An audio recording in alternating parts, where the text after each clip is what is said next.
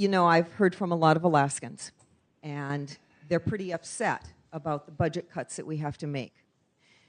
But one of the things that's upsetting them is that question of, okay, so we are making cuts, where are we going to generate revenue? And before you generate revenue on our backs, that is through taxes, look at other ways. So in this conversation, the subject of the oil taxes has come up. Our oil tax policy has come up numerous times. And I think we need to set the record straight. Now, first of all, Mr. President, as I look around this body, I recognize that about 75% of us have lived here our lifetime. This is not the first down in the economy that Alaska has experienced, but it's the most severe. And it's severe not because of our oil tax policy, but because of the price of oil and our dependence on a single source of revenue. The fact is, Mr. President, that 1 out of every 3 jobs in the Alaska economy come from the oil and gas industry. That's huge. And in fact, our tax policy right now is bringing investment, it's bringing people to our state, it's increasing our tax base right now, just by virtue of having this industry still investing here. So why are they still investing? Well, the fact is we changed our tax policy. That's why. We became more internationally competitive. The fact is that under our previous tax policy, there was no floor for the tax. It was possible for companies to have a negative tax liability. We changed that in the new tax policy, and in fact, the voters substantiated our decision. They voted yes on Senate Bill 21. And with the current 35% base tax, even with the per barrel tax credit, we've seen a total increase, or will see a total increase of $900 million over FY15 and FY16. Now, is that good news? It is good news. It's not the best because our price of oil is so low. We certainly would like to see the price of oil go up. And under this tax structure, we would see more revenue. But the fact is, here's where we are today, and our current tax policy is protecting us. So who gets these credits? That comes out a lot. That's being discussed a lot.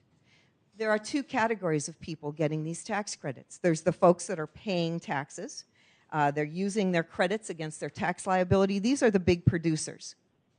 That tax credit amount is diminishing, Mr. President, as the new policy takes over and ACES fades away. The second category of credits are those for they're called for potential purchase. In other words, these are credits being earned by small independent producers that haven't yet produced any oil or are new entrants into the state. And that number of credits is going up. That's a good thing, Mr. President. These are exactly the folks that we want here, especially in this time of low prices. You know, other oil-producing states are seeing a diminishment of investment. North Dakota is seeing companies curtail work because the price is so low. We aren't seeing that, and that's an important thing for Alaskans to remember.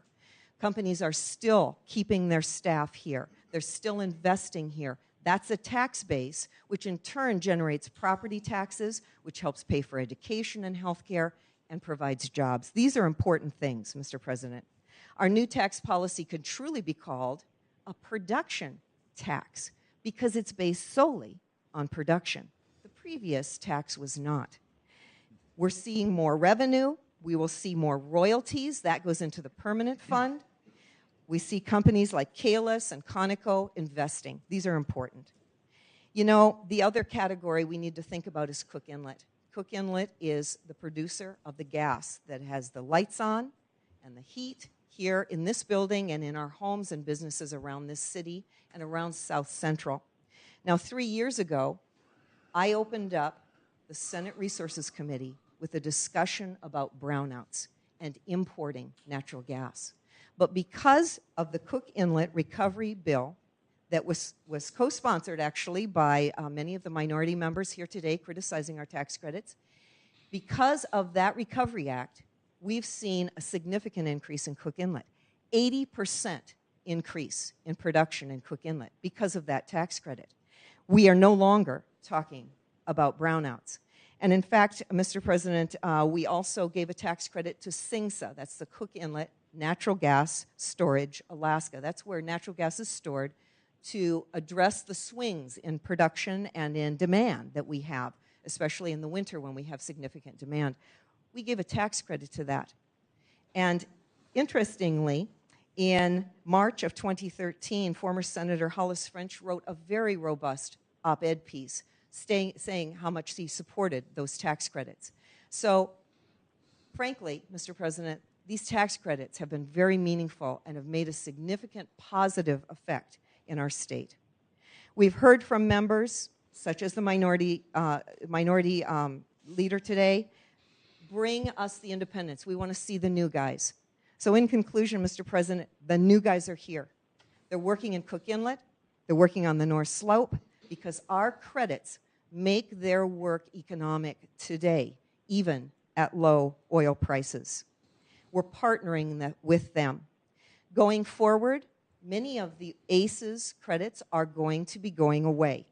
The alternative credit for exploration, the small producer credit, those are two examples. Those are going to be diminishing. In short, Mr. President, this is a topic that will be a policy decision this body will be addressing going forward. And in fact, on June 17th, the Joint Resources Committees will be meeting down in Kenai to address this very issue. We're going to be at the Kenai Visitor Center from 9 a.m. to noon. I know the minority leader will be there as he serves on the Senate Resources Committee. We're going to be hearing from the executive branch and others, and I know it will be a good discussion.